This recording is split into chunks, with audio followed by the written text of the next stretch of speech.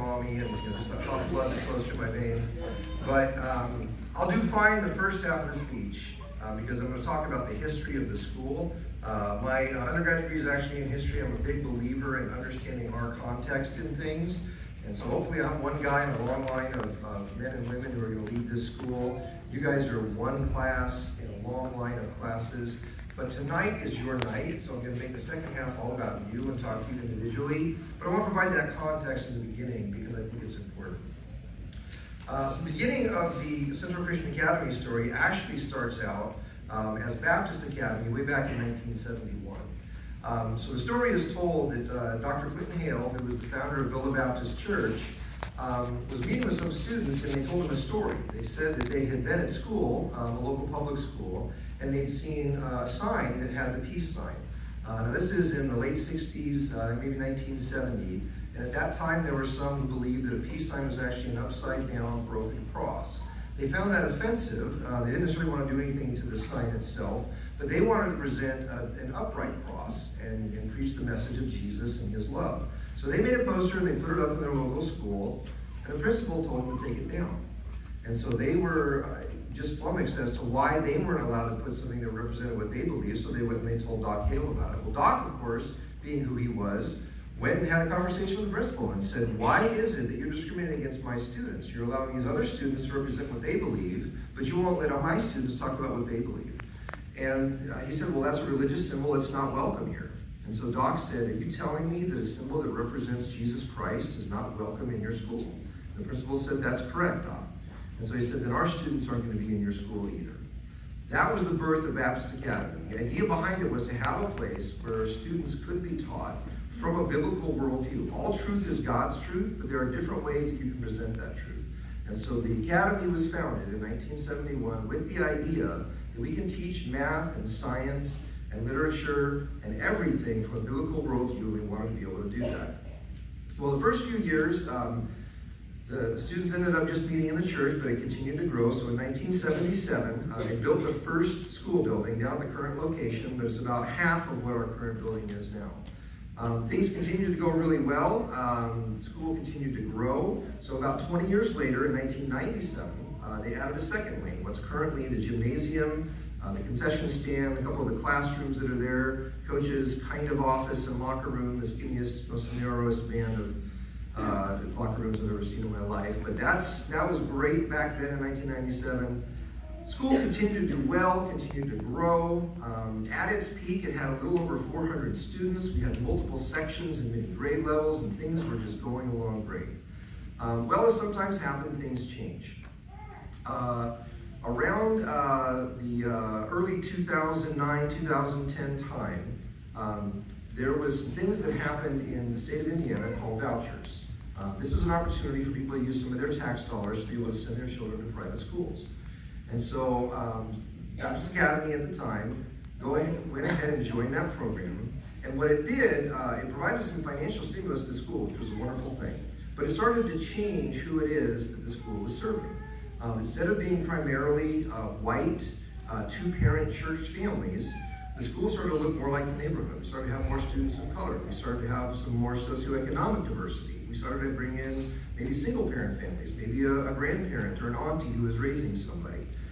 It was a wonderful opportunity to accomplish missions, but it was a very different opportunity than what the school had served previously.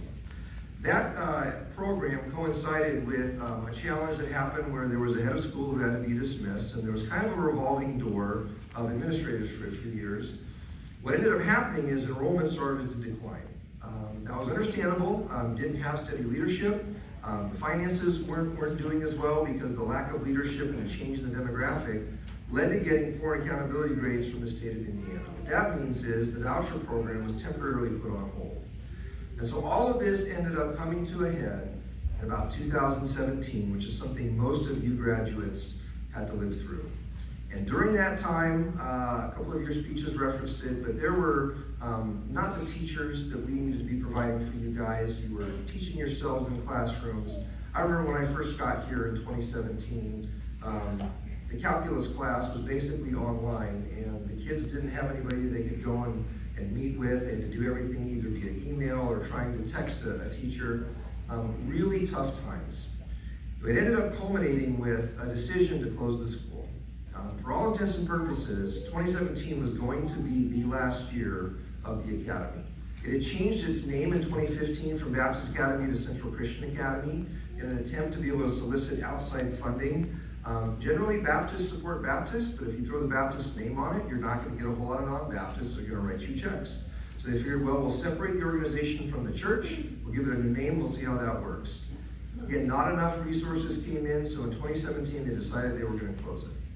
But God had other plans. And that's a theme that you guys are going to see over and over in your lives. Just because something appears to be dead, or when there appears to be no hope, if God has another plan, it's never beyond hope. Amen. So a decision was made to bring me in. I'm not going to say that was a good decision or not. But to come in and try and do a turnaround with the school. And we're leading into the second half of this. The reason why, so when I got here, one of the first things I did is I sat down with the students because my passion is you guys. I love the teachers. I love the service work that the administrators do, the long hours they put in, but I'm not here for them. No offense. I love you guys. I'm here for the students. I'm here because I believe in the power of a young person to change the world. Just one of them, let alone a group of 19 of you. And so when I got here, I started listening. And it freaked some people out because they're like, why is the head of school asking these questions of kids? Why isn't he coming asking us? Well, because really, we're here for you guys. And so I heard about the teachers that were good and the teachers that were not so good. I heard about how the curriculum was terrible, how the books were so old. I heard about, you name it, and I heard about it. But there were a couple of themes that resonated. And the biggest one was that you guys felt like you were a family. The phrase that I heard over and over is, I feel like my fellow Chargers have my back. And we might not be getting the greatest education right now, but I've got friends that are more than just friends. They're my family. And for some of you guys, because of the circumstances that you come from, to have a family that will love you and support you through anything is one of the greatest gifts you could ever receive. So we made it through 2017. I had some crazy ideas, at least a couple halfway decent ideas. And here we are, just 2 short years later. And I remember telling you guys this. In 2018, I taught the Bible class that you guys were in. We did senior seminar this year, and so sorry, Cole, and you know, I see a couple other alums that are out there. But you guys are the group that I'm the closest to. That will probably change as years go on, but I feel like I know you guys. And so I want to share something with you about each and every one of you because I believe you guys can make a difference. So Andres, I have never seen somebody fall on the floor so many times in a basketball game. But that tells me something about you. You have heart. You have grit. We have 3 core values here at CCA: family, perseverance, and respect. And when I think about perseverance, I see your face. You're not going to let anybody run over you. They are going to knock you down. But you pop right back up and you keep on going. Don't ever lose that. Don't let ever anybody tell you that that's something bad and to hush and to quiet down and calm down. Maybe calm down sometimes. But stay gritty. Maintain that perseverance and it will serve you well throughout the rest of your life. Zeke. There's a lot of things I can say, but I'll save those for a later conversation. So the thing that I want to share with you, there's a lot of them, again, we'll have those conversations. But so one of the things, we're doing a presentation a little bit later on the scholarship award for the Sexauer Foundation. And yes, I read those applications and I talk to them about that.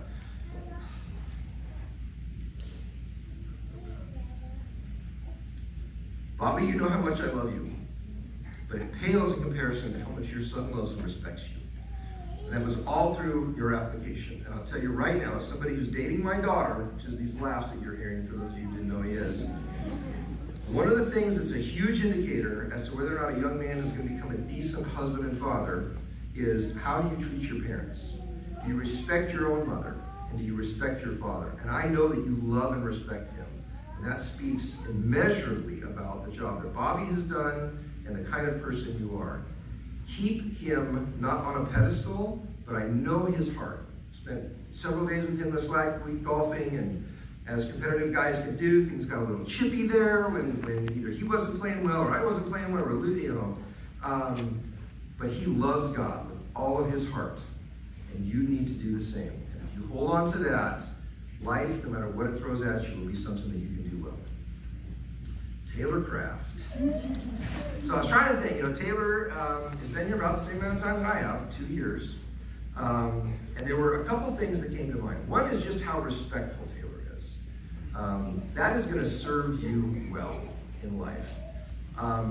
People like somebody who's smart, who's good at something, who's competent, who's got a sweet jumper.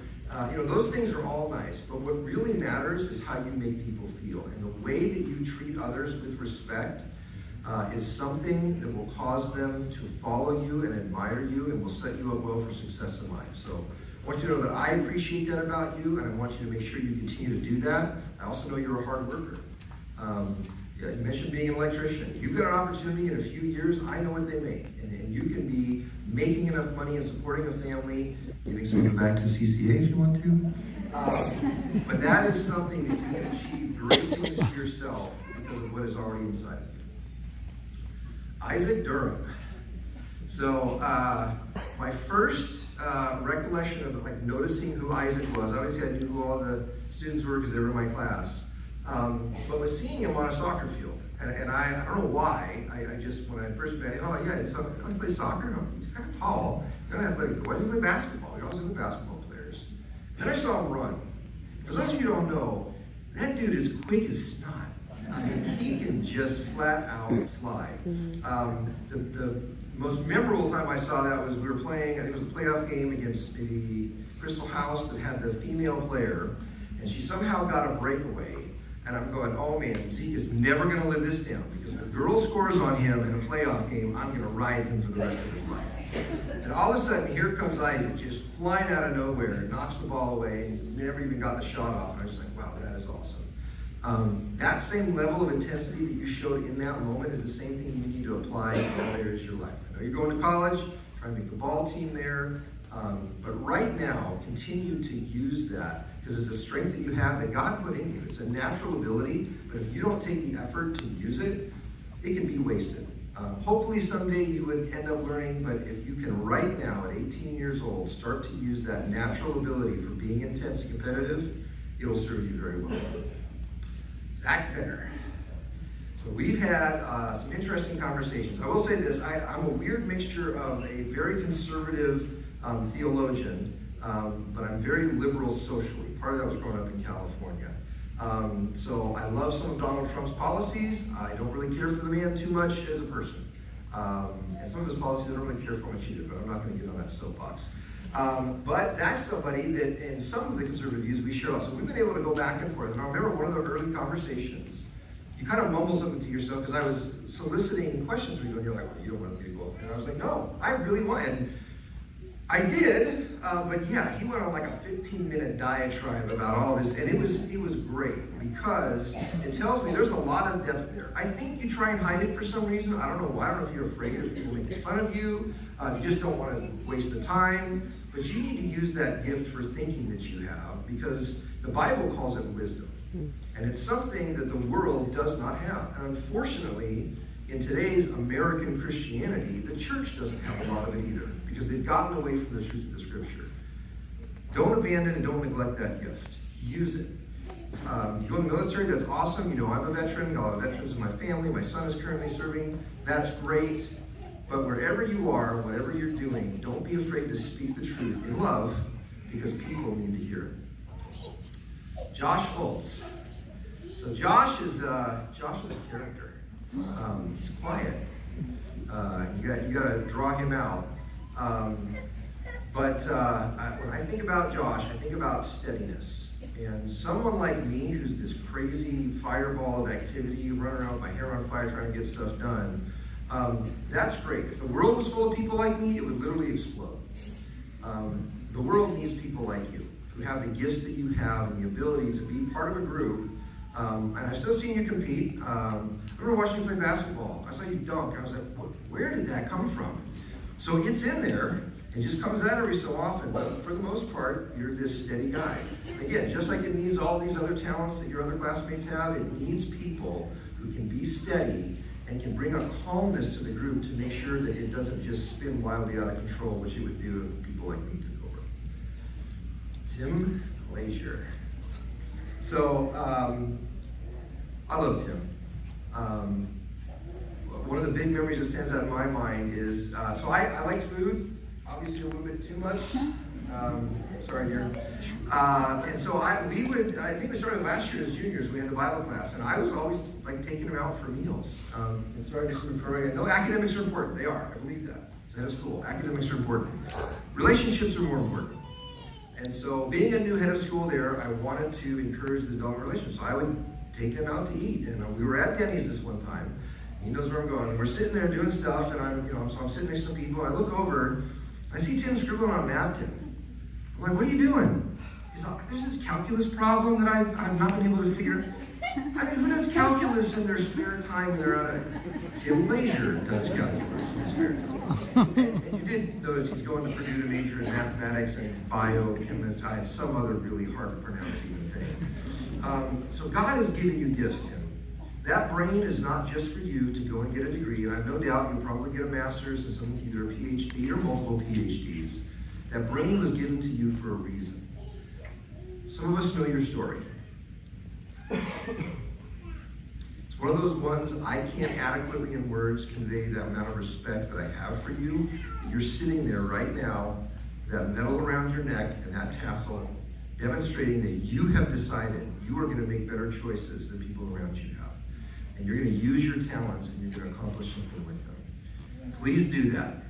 I'd love to be at your ceremony whenever you become Dr. Glazier, because that would be really awesome. Oh, you could do it by you. Thank you. Yes, I'm kind of begging for it, but that's okay. That's part of what I do. Megan Lance. So Megan is one of those that I recruited to come here. You're allowed to do that. It's not an IGSA violation. I didn't use undue influence. This is what the rules say you can't do. But our kids went to school at Traders Point, and I just fell in love with the Lance family. So her younger sister Allie, didn't fall in love with your dad. Weird rumors getting started here. Although we did sleep together on the senior trip because he went with us. We got a picture we're going to see later on. Not the sleeping together part. Not where we're going. This isn't being recorded, right? Right here, the whole time. Back to Megan. Okay. I have a tendency to come up, correct? We'll get back on. Megan's nickname is Mommy Megan. As evidenced on the senior trip, whether it was making breakfast or organizing us, she's just an amazing young woman who has a gift for hospitality, which is a great thing. You're going to go study that and actually have a career in it. But I just want you to know how much I love and appreciate you. I loved coaching you at Traders Point. I loved having you here. You've got a heart bigger than this building. And I know it's been hurt by things that have happened in your life. Don't let that hurt stop you from loving others. Because you can change lives with the gift that you have in serving others through hospitality. TJ, glad you're here. On time.